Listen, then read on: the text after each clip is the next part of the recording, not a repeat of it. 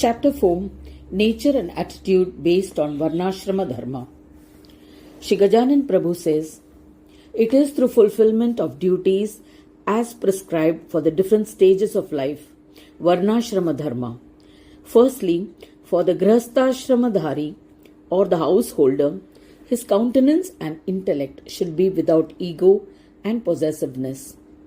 Since there is awareness of one's own being as separate, due to a pride of ownership of the kshetra, possessiveness develops and then the illusion arises that my body should be happy. The karmas will happen as per the preordained destiny of the body and he will get the corresponding joys. Thinking about it specifically results in attachment. A detached approach is needed which will eventually detach the intellect. Similarly, an individual with a superiority complex due to enchantments of Maya gets entangled in the cycle of birth and death. He falls into the delusion that I am the support of this body. How can this delusion be destroyed? This sense of being in control or being its support is due to our identification with it. Enquiring what is the relation of its joys and sorrows to us prevents us from being perturbed under any circumstance. With regular practice and freeing the mind of all worries, the ego automatically disappears. If anyone behaves differently, it is because of the behavior of past impressions. It's not their fault. Think in this manner and do not have hatred towards anyone. Gaṇeśa is present as the Lord of the intellect in everyone. So, where is the need to have hatred towards anyone?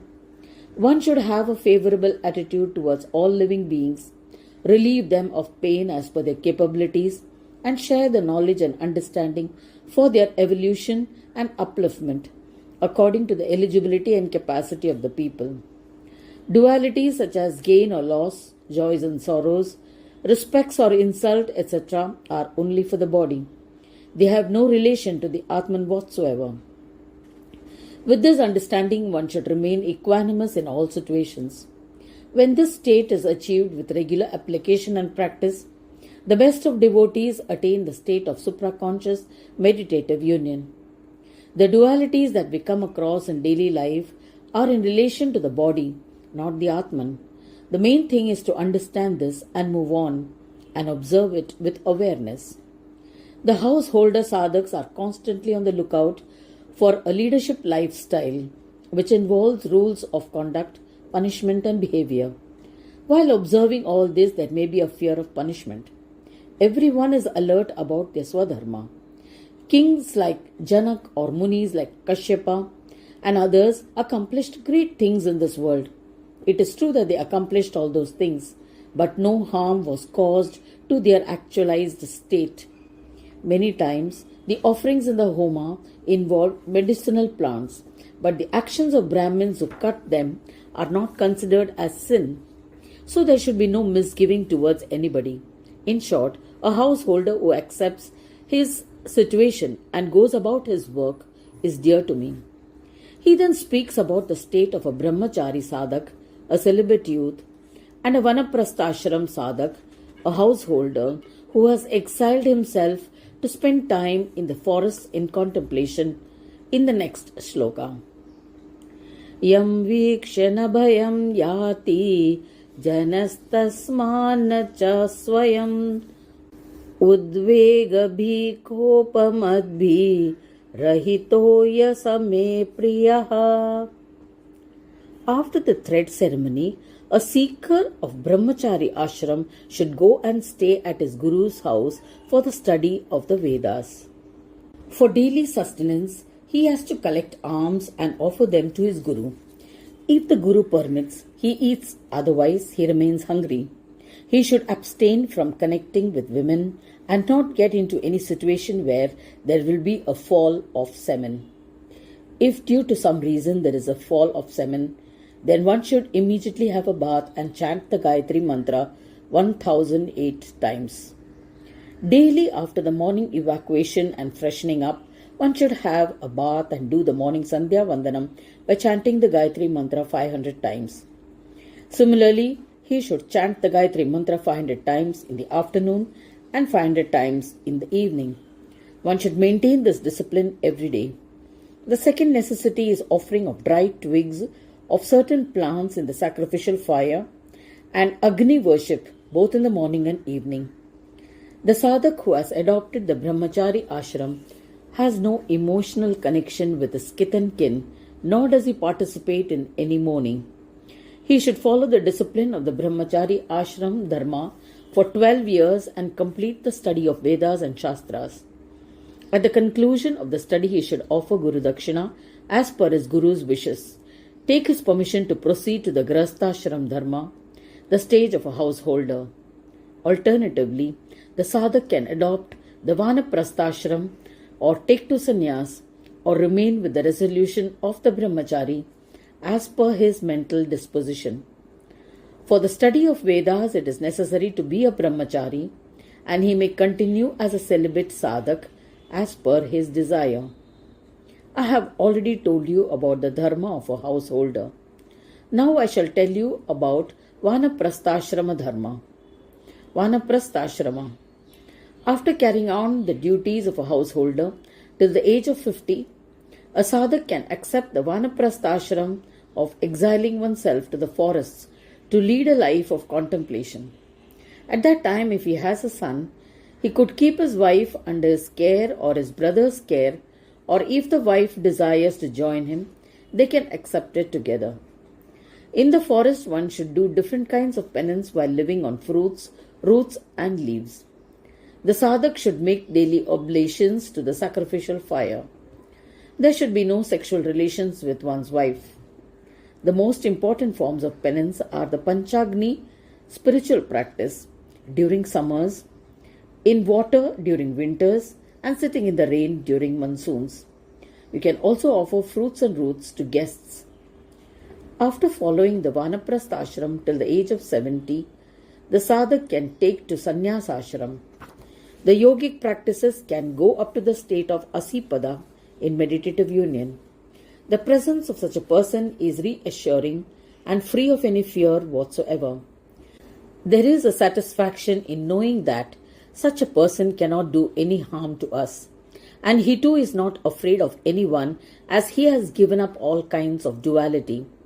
Having achieved that state, no one has any fear towards him. On the other hand, there is a likelihood of a householder sadhak appearing to be afraid of losing his possessions.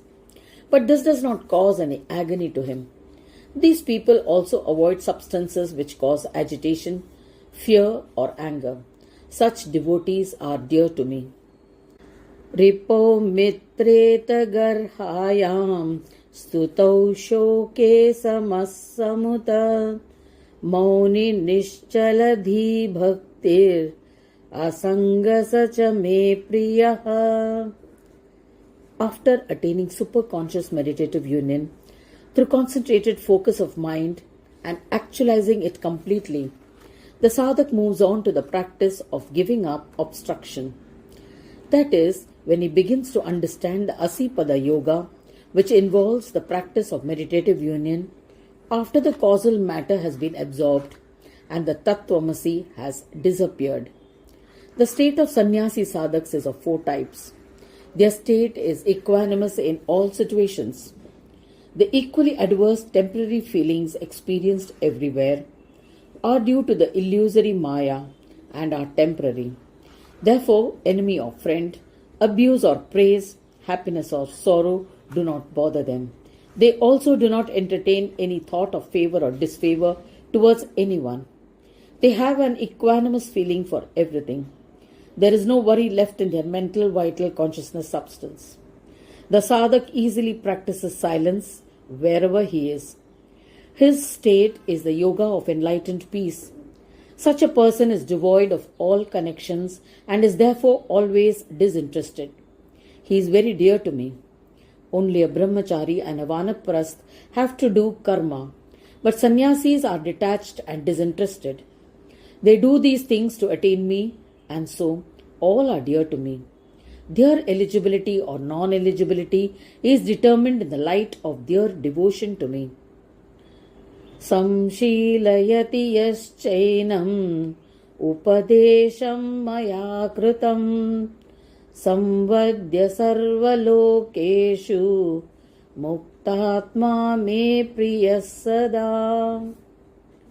Śrī Gajanan Prabhu says, the duties prescribed for each of the 4 Varnashramas have to be done where the individuals are placed. This makes them eligible to follow the path of Bhakti Yoga.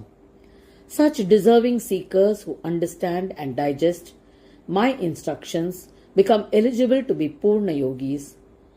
What I like the most is that prescribed things gratifies them. They are not only free souls but are also free of any bondage. They do everything for my love as there is no gain or loss in it for them. Therefore they are very dear to me. When such realized souls instruct others, they do not lose anything and neither do they become better off. Yet, they spontaneously continue doing the normal things in life. As a result, their devotion to me is accomplished without much botheration. Is that not significant? Therefore, all those deserving and eager to attain me should be uplifted through the treasure of Ganesh Yoga. This will be of great service. Such a person will always be worshipful to all. So, everyone should necessarily follow his guidance with respect. Whatever may be his Varnashrama, there is no reason to question him. Mantra Yoga. While getting initiated into Mantra Yoga or chanting the Vedas, it is necessary to inquire into the Varnashrama of the preceptor. But in the case of yoga, there is no need to take such precautions. King Janak, even though a Kshatriya, had instructed Vyasa's son Shuka with the knowledge of incorporeal Brahma as per the Puranas. Any learned person who instructs an eager sadhak, even though knowing his limitations and makes him a yogi, is dear to me. Śrī Gajanan Prabhu then goes on to explain who practiced supra-conscious meditative union and when he attained Purna Yoga. Anishtaptau cha na dveshti, ishtapraptau na chatushyati, kshetraktagne cha yo veti, same priyataro bhavet. It is true that for ascertaining my love, the one who observes the discipline of Varnāśrama Dharma is dearer to me than an ordinary jiva. But if such a Purush practices devotion and tries to attain Yoga Siddhi, then he is extremely dear to me. So devotion to me is above observing Swadharma. Such a sadhak attains my love, if not in this lifetime, then at least in the next. Be clear about this. Love of my devotees is dearest to me. Kshetra means the body and Dehi is the knower of the body.